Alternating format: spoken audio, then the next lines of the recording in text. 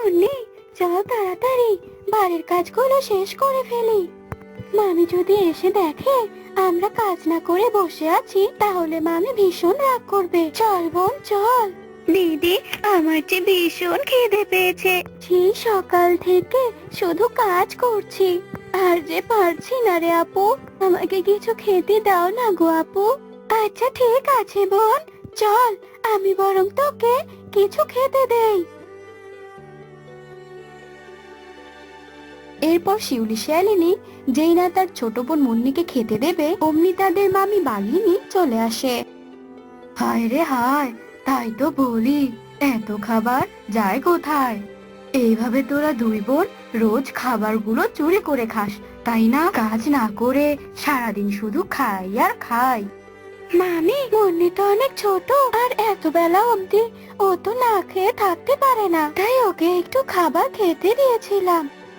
তাই নাকি?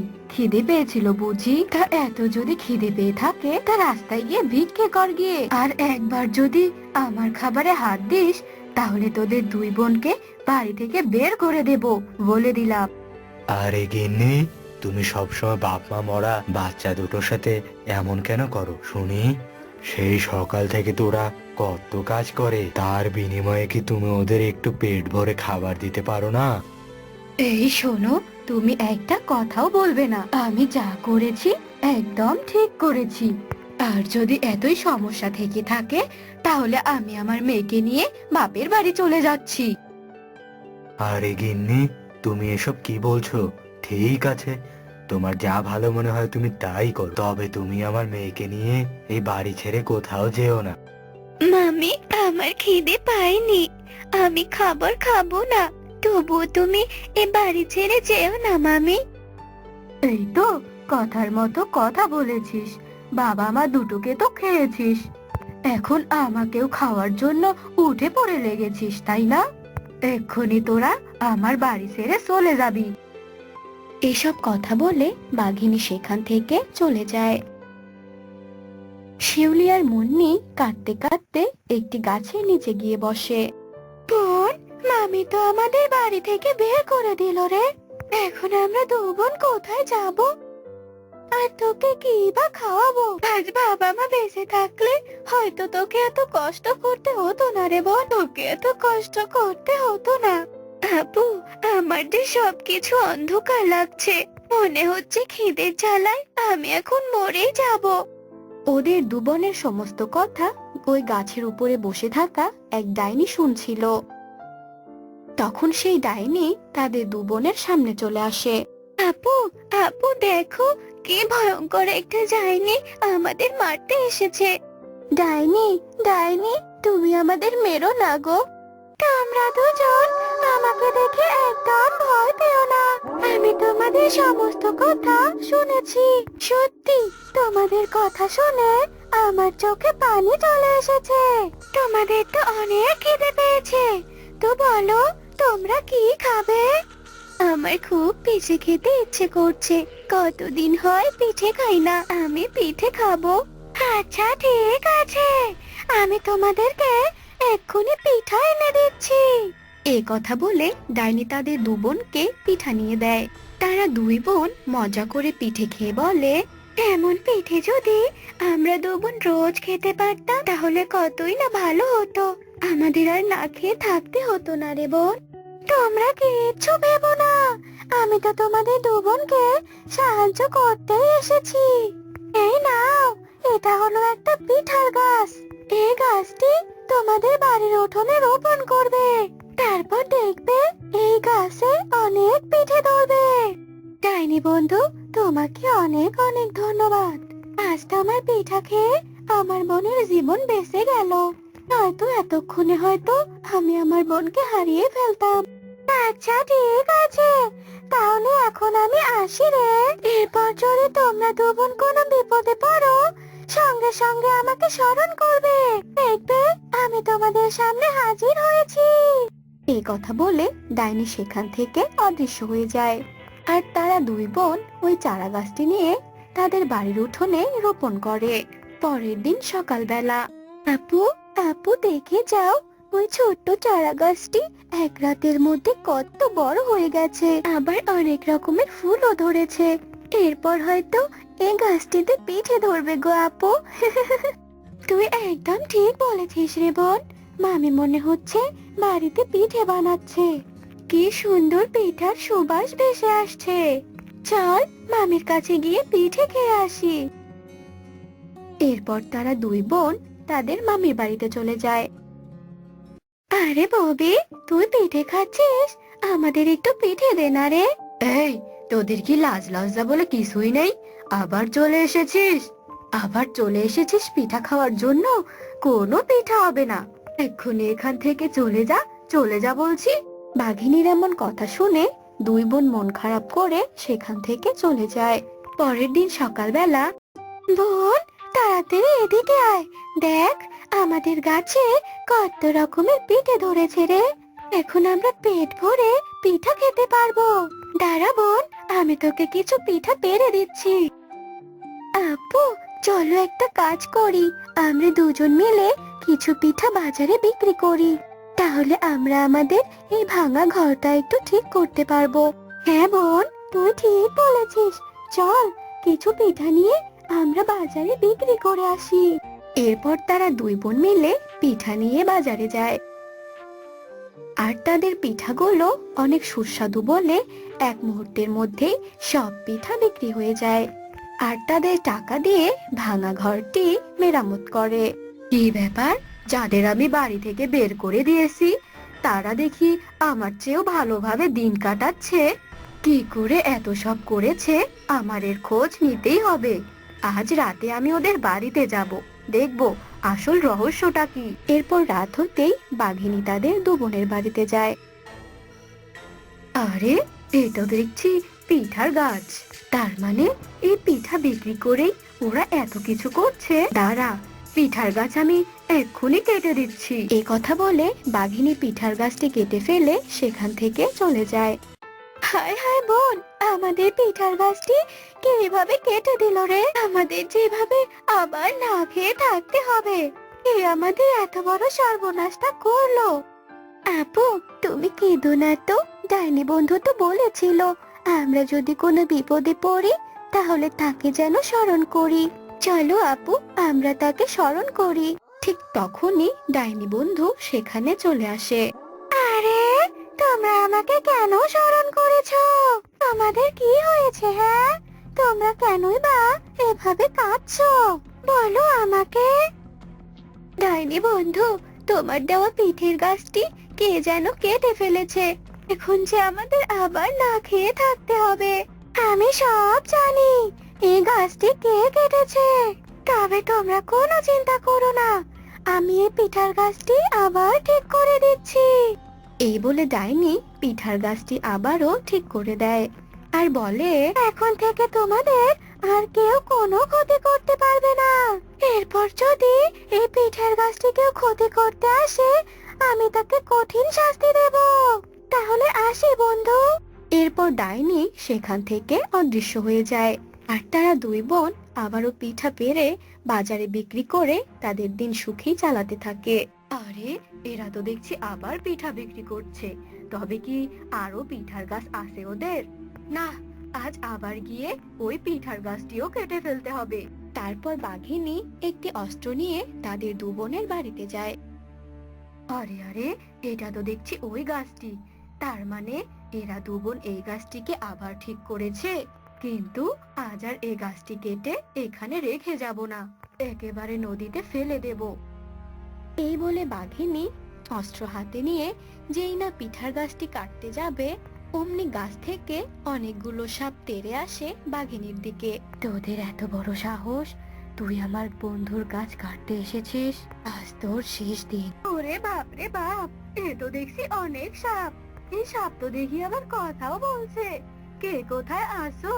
এই সাপদের হাত থেকে আমাকে বাঁচাও, বাঁচাও, বাঁচাও আমাকে। বাঘিনীর এমন চিৎকার শুনে শিউলি ও মুন্নি বাইরে বেরিয়ে আসে। আরে আরে মামি, তুমি এই অন্ধকার রাতে এখানে কি করছো?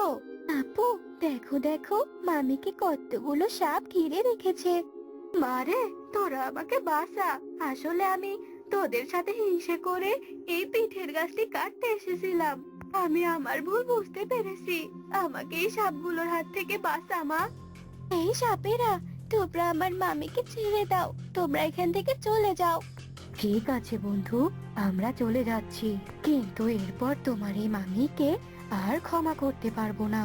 এই বলে সাপগুলো সেখান থেকে চলে যায়। মারে, তোরা আমাকে ক্ষমা করে দে।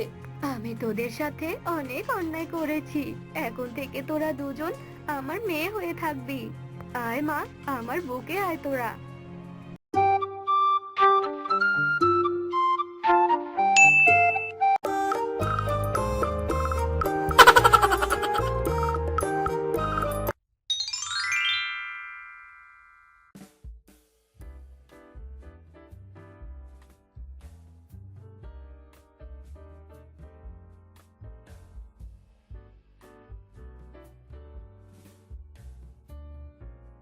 সে যে কেন এলো না, কিছু ভালো লাগে না, এবার আসুক তারে আমি মজা দেখাবো, এবার আসুক তারে আমি মজা দেখাবো।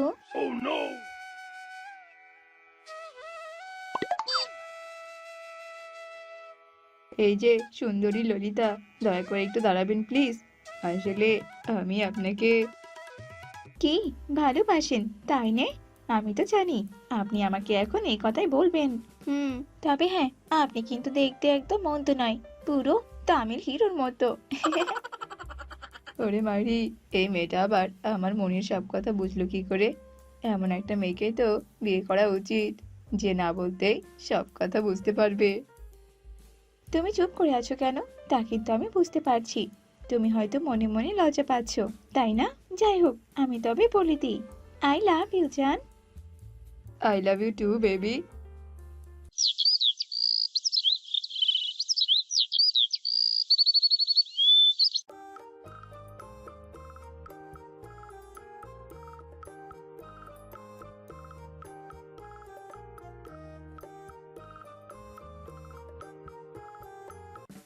ওরে বাবা, এটা কি বউ নাকি কোনো পরী? সে কি, হঠাৎ আমার এত গরম লাগছে কেন? বউ, আমার জন্য তুমি এক গ্লাস ঠান্ডা পানি নিয়ে এসো তো। এক্ষুনি আনছি জান। হায় হায়, এটা আবার তুমি কি করলেটা কি বউ?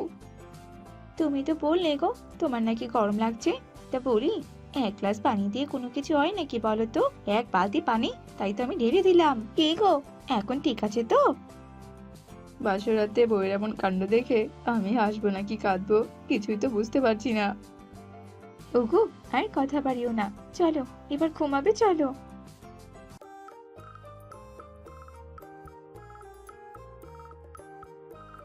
শোনা বউ, এই আমি বাজারে যাচ্ছি, তোমার কি কি লাগবে বলো দেখিনি। তোমার যা মন চায় তুমি তাই নিয়ে এসো। আর শোনো, ঘরে তো একটা শুকনো কাঠও নেই, রান্না বান্না কি দিয়ে করবো বলো তো? কি আর করবে, গাছ থেকে কটা শুকনো ডাল কেটে নিও, এই আমি বাজার করতে গেলাম।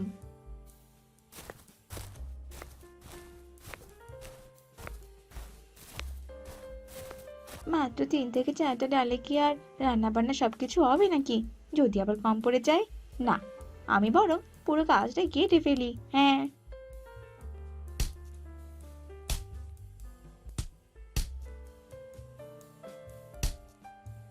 এই কে কি বউ, তুমি আবার এটা কি করেছো বলো তো? আমি তো তোমাকে মাত্র কটা ডাল কাটতে বলেছি, আর তুমি কিনা পুরো গাছটাই কেটে ফেললে। আরে, এই গাছটা যে আমার মায়ের স্মৃতি ছিল। একদম ন্যাকা কান্না কাটবে না, এই আমি বলে দিলাম। রান্না করার সময় যদি আবার কাজ কম পড়ে যায়, তখন তখন কি হতো? ওরে বাবা, এই বলতে দেখছি সবকিছুতেই আমার থেকে এক লাইন বেশি বোঝে। দাও দাও, বাজারের ব্যাগটা আমাকে দাও তো দেখি। কি গো বাঘিনী আপা, এত গয়না কাটিয়ে তুমি কোথায় পেলে গো? কোথায় আবার এসব পাবো রে বলতো? আমার একমাত্র স্বামী দুবাই থেকে এসব লেটেস্ট মডেলের গয়না আমার জন্য নিয়ে এসেছে। দেখ দেখ, গয়নাগুলো আমার কেমন সোনার মতো চকচক করছে। সোনার মতো মানে? কেন গো আপা, এগুলো বুঝি সোনার নয়? সোনা নয় মানে? এগুলো যে খাঁটি সোনার। আসলে বলতে চেয়েছিলাম ডায়মন্ডের মতো চকচক করছে।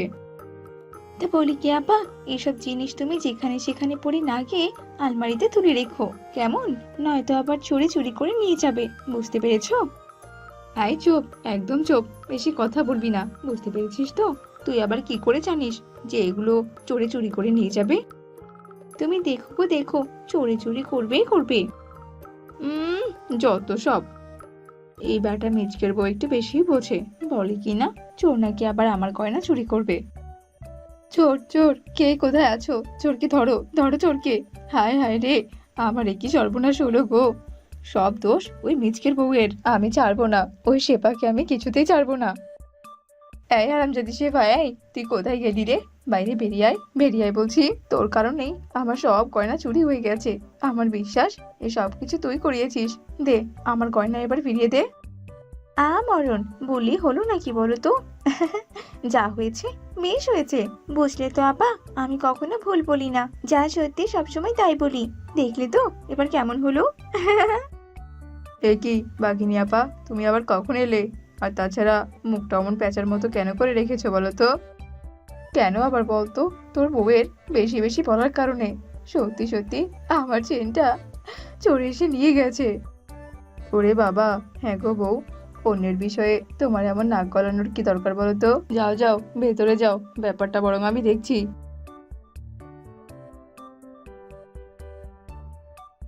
বাঘিনী দিদি, তুমি বরং বাড়িতে ফিরে যাও, যা হওয়ার তা তো হয়েই গেছে বলো। এইসব ভেবে শুধু শুধু শরীরটা আর খারাপ করো না। হারামজাদা, আমাকে কিনা সান্ত্বনা দেওয়া হচ্ছে, হ্যাঁ?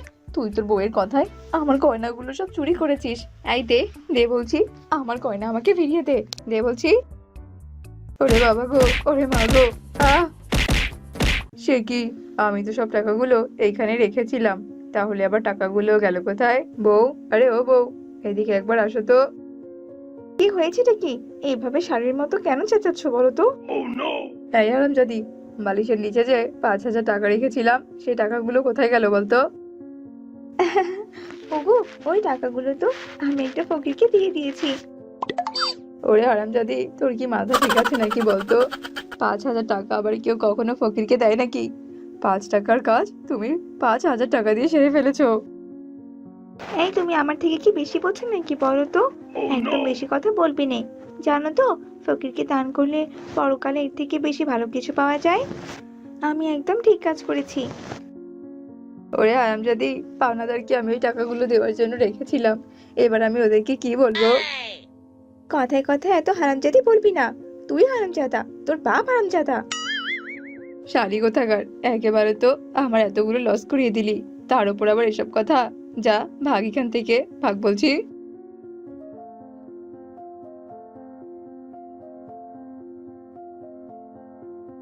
হারামজাদা কোথাকার, টাকা বের কর, বের কর বলছি। আজ যদি আমি আমার টাকা না পাই, তবে এই রিক্সাটাই আমি নিয়ে যাব। না না দাদা, দয়া করে এমনটা করবেন না, এই রিক্সা যে আমার জান প্রাণ মন সবকিছু। হারামজাদা কোথাকার, সর সর এখান থেকে।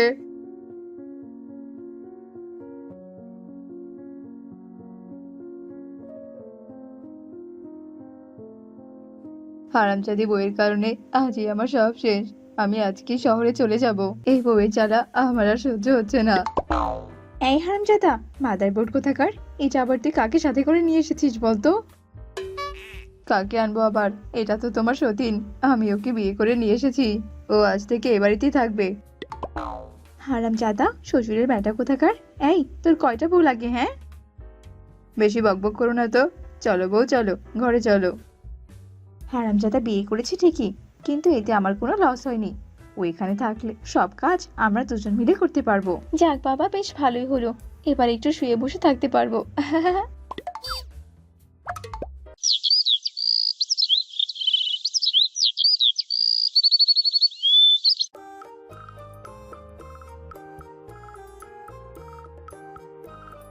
ওরে বাবা রে, বউ, ভূত ভূত।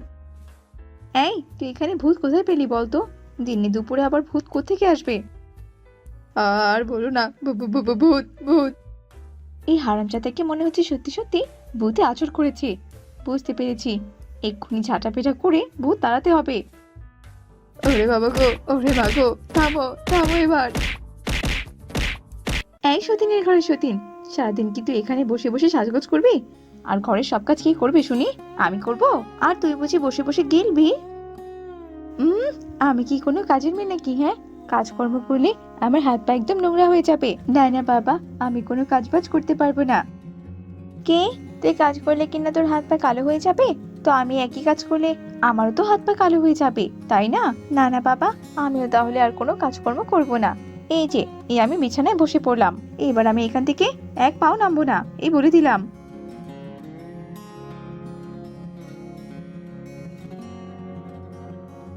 ছোট বউ, বড় বউ, কোথায় গেলে তোমরা?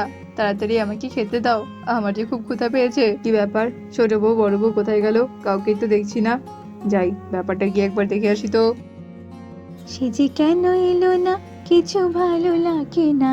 এবার আসুক, তারে আমি মজা দেখাবো। এবার আসুক, তারে আমি মজা দেখাবো। এ কে কি?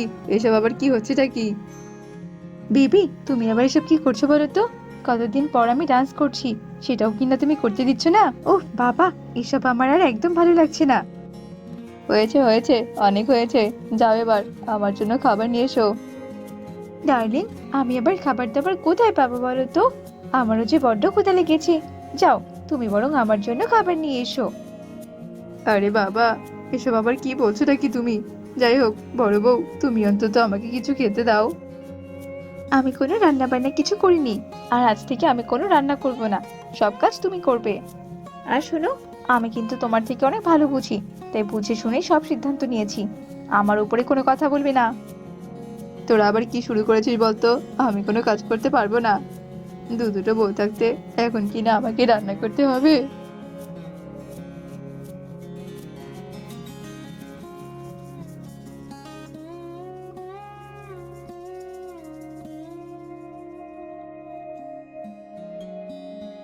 মিচকে হয়তো ফেসিয়ালের প্রোডাক্টগুলো কোথাও রেখে দিয়েছে। এবার আমি কি করব? আমাকে যে আজকে ফেসিয়াল করতে হবে। না না, এভাবে ঘরে বসে থাকলে কোনো কিছু হবে না। তার থেকে ভালো বাজার থেকে টাটকা ফল কিনে নিয়ে আসি, সেই ফল দিয়ে আমি না হয় কাজ ছাড়বো।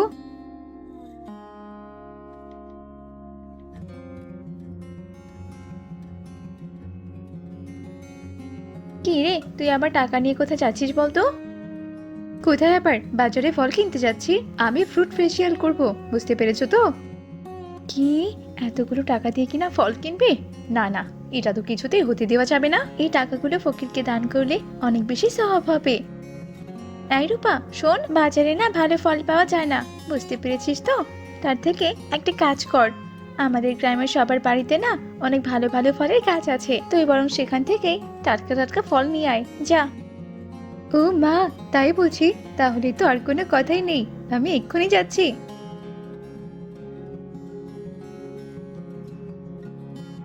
এই এই, কে কে রে? কে আবার আমার গাছের আঙুর চুরি করছে? হ্যাঁ,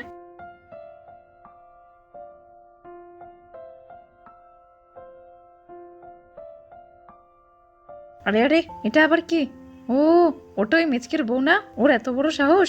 ও কিনা আবার আমার বাগানের কলা চুরি করছে। তুই দাঁড়া ওখানেই, আসছি আমি। আরে আরে, কার এত বড় সাহস আমার গাছের কিনা আপেল চুরি করতে এসেছে? দাঁড়া দাঁড়া বলছি, পালিয়ে আর যাবি কোথায়? ওরে মাইরি, কি ব্যাপারটা কি বলো তো? আমি তো তোমাদের কাউকেই নেমন্তন্ন করিনি, তাহলে আবার পুরো গোষ্ঠী শুদ্ধ আমার বাড়িতে চলে এলে যে? হারামজাদা কোথাকার, আমরা কোনো নেমন্তন্ন খেতে আসিনি, বুঝতে পেরেছিস তো? তোর বউ রূপা আমাদের বাড়ি থেকে ফল চুরি করে নিয়ে এসেছে, আমার কাছ থেকে ও আপেল চুরি করে নিয়ে এসেছে। শুধু তাই নাকি? আমার কলার বাগান থেকে কলা চুরি করে নিয়ে এসেছে, এবার আমার ক্ষতিপূরণ দে, দে বলছি, নয়তো কিন্তু আমি তোর বউকে তুলে নিয়ে যাব, এই বলে দিলাম। ওরে মাইরি, এসব কি বলছি গো বউ? এসব কি সত্যি? আসলে হয়েছে কি ডার্লিং, এসব তো আমাকে বড় আপাই করতে বলেছে বলো, আমি তো তাই করেছি। ওরে মাইরি, এসব কি বলছো কি? দুটো বিয়ে করে আমার একেবারে কোনো শান্তি নেই, শুধু আমার কপালে অশান্তি আর অশান্তি। এই দুই বইয়ের জ্বালায় আমার কোনো শান্তি নেই, আমি কোনো ক্ষতিপূরণ দিতে পারবো না। কি বললি কি? তুই আমাদের ক্ষতিপূরণ দিতে পারবি না? তবে রে, সংসার আমার ভাল লাগে না, সংসার বিষের বড়ি, বউয়ের জ্বালা ইচ্ছে করে গলায় দিতে দড়ি। কি ব্যাপারটা কি বন্ধু, তোর আবার কি হলো?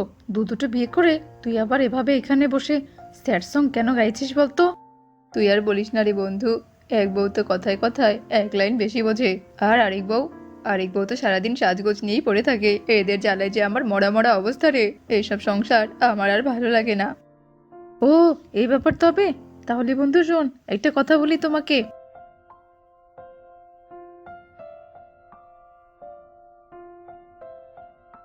কি গো, তুমি আবার দরজাটা লাগিয়ে দিলে কেন? কি করছোটা কি ভিতরে? হ্যাঁ, নিশ্চয়ই কোনো বউ নিয়ে এসেছে, তাই হয়তো ঘরের দরজাটা এভাবে লাগিয়ে দিয়েছে। হুম। আরে আরে ডার্লিং, একা একা তুমি আবার ভেতরে কি করছো? আমাকে একটু যেতে দাও। ও মা গো, এ আমি কি দেখছি গো? হ্যাঁ গো, তুমি আবার এরকম করে কেন সেজেছো বলো তো? বুঝতে পেরেছি, নিশ্চয়ই কোনো ধান্দা আছে, তাই না গো? ডার্লিং, তুমি আবার এসব কি পড়েছো বলো তো আমাকে? তোমাকে দেখতে একদম ভালো লাগছে না। এই শালীরা, তোরা দুজন একদম চুপ কর তো। তোদের সঙ্গে আমার আর কোনো সম্পর্ক নেই।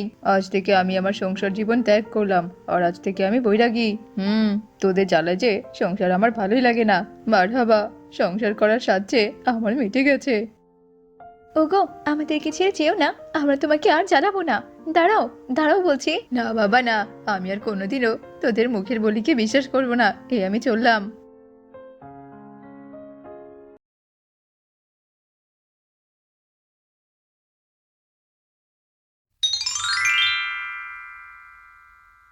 শিমুলতলি বনে বাস করত এক গরিব শিয়ালিনী। শিয়ালিনীর তিন কুলে কেউই ছিল না। শিয়ালিনী অনেক কষ্টে দিন কাটাতো। বনের অন্যান্য পশু প্রাণীরা যদি শিয়ালিনীকে দয়া করে কোনো খাবার দিত, তবে শিয়ালিনীর পেটে খাবার পড়তো। একদিন সারা দিন পেরিয়ে গেল, কিন্তু সেদিন কেউই শিয়ালিনীকে কোনো খাবার দিল না। ক্ষুধার জ্বালায় শিয়ালিনী রাস্তার ধারে হাঁটতে থাকে। আজ সারাদিন যে আমি কোনো খাবার পাইনি, ক্ষুধার জ্বালা যে আমি আর সহ্য করতে পারছি না। বনের কেউই যে আমাকে কোনো খাবার দিল না। দেখি আমি কাউকে পাই কিনা। যদি কাউকে পাই, তবে আমি তার কাছে একটু খাবার চাইবো। শিয়ালিনী যখন এসব কথা বলছিল, ঠিক তখনই সেই পথ দিয়ে যাচ্ছিল এক ডাইনোসর। বলি, কিরে শিয়ালিনী, তুই এই ভর দুপুর বেলা কোথায় যাচ্ছিস বলতো? আরে আরে, আর বলো না ডাইনোসর ভাই, আমার খুব ক্ষুধা পেয়েছে, তাই আমি একটু খাবারের খোঁজে বেরিয়েছি। তুমি কি আমাকে একটু খাবার দিবে গো? তোকে কি আর বলবো বল, আমি তো নিজেই খাবারের খোঁজ করছি, কিন্তু এখন পর্যন্ত আমি নিজেই কোনো খাবার পাইনি রে। তোকে আবার আমি কোত্থেকে খাবার দেবো রে? তুই বরং খাবার খুঁজতে থাক, এই আমি গেলাম। এসব কথা বলে ডাইনোসর সেখান থেকে চলে যায়। আর শিয়ালিনী আবারও রাস্তা দিয়ে হাঁটতে থাকে। হাঁটতে হাঁটতে শিয়ালিনী ক্লান্ত হয়ে একটি গাছের নিচে বসে বিশ্রাম নিতে থাকে।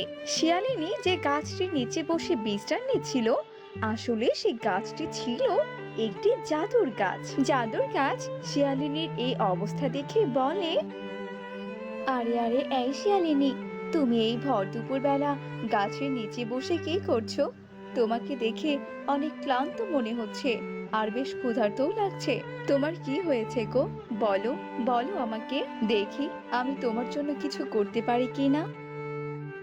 এরপর শিয়ালিনী জাদুই গাছকে তার দুঃখের সমস্ত কথা খুলে বলল। সব শুনে জাদুই গাছটি বলল, ও, এই ব্যাপার, তবে তুমি কোনো চিন্তা করো না, আমি তোমাকে সাহায্য করব। এই নাও, এইটা একটা জাদুই হাড়ি, আর আজ থেকে এই জাদুই হাড়িটাই তোমাকে সাহায্য করবে। এই হাঁড়িটা আমাকে কি করে সাহায্য করবে? আর তাছাড়া এই হাঁড়ি দিয়ে বা আমি কি করব? শোনো, এটা কোনো সাধারণ হাঁড়ি নয়, এটা যে জাদুই হাঁড়ি। তুমি এই হাঁড়িটাকে চুলায় বসিয়ে তুমি এর কাছে যা খেতে চাইবে, এই হাঁড়িটা তোমায় তাই খেতে দেবে। যাও, এই হাঁড়িটা এখন তুমি তোমার বাড়িতে নিয়ে যাও। তবে হ্যাঁ, আরেকটা কথা, বেশি লোভ করবে না, তবে কিন্তু তোমাকে পস্তাতে হবে। এরপর শিয়ালিনী জাদুই গাছের দেয়া সেই জাদুই হাঁড়িটি নিয়ে তার বাড়িতে চলে যায়, আর বাড়িতে গিয়ে সে জাদুই হাঁড়িটি চুলায় বসিয়ে দেয়। জাদুই হাড়ি, দেখি তো তোর কত ক্ষমতা। তাড়াতাড়ি আমাকে দে তো ডাল ভাত মাছ আর আলু ভর্তা। শিয়ালিনী যেই না হাঁড়িটির কাছে সব চাইলো, ঠিক তখনই হাঁড়ি থেকে মাছ ডাল আলু ভর্তা চলে এলো। এটা দেখে তো শিয়ালিনী বেশ খুশি হয়ে গেল। আরে আরে, এটা তো দেখছি সত্যি সত্যি একটি জাদুই হাঁড়ি। আমি এই হাঁড়িটির কাছে যা চাইলাম এই হাঁড়িটি আমাকে তাই দিল। আজ থেকে আমাকে আর কখনোই না খেয়ে কষ্ট করতে হবে না, আর কারো কাছে আমাকে খাবারও চাইতে হবে না। এইভাবে রোজ রোজ শিয়ালিনী জাদুই হাঁড়ির কাছে যা চাইতো হাঁড়িটি শিয়ালিনীকে ঠিক তাই দিত। এভাবে শিয়ালিনীর দিন বেশ ভালোভাবে কাটতে লাগলো। একদিন শিয়ালিনী বলে, আচ্ছা, আমি যদি জাদুই হাঁড়ির কাছ থেকে মাছ মাংস বিরিয়ানি এসব নিয়ে বাজারে বিক্রি করতে পারি, তাহলে তো আমি অল্প সময়ের মধ্যে অনেক ধনী হয়ে যাব। হ্যাঁ হ্যাঁ, আজকের পর থেকে আমি বরং তাই করব। যেমন ভাবনা ঠিক তেমনি কাজ। শিয়ালিনী বাজারের পাশে একটি বড় হোটেল খুলে বসলো, আর জাদুই হাঁড়ির কাছ থেকে খাবার নিয়ে সেই খাবারগুলো তার হোটেলে সাজিয়ে রাখতো। এমন সুস্বাদু খাবার দেখে শিয়ালিনীর দোকানে লাইন লেগে গেল।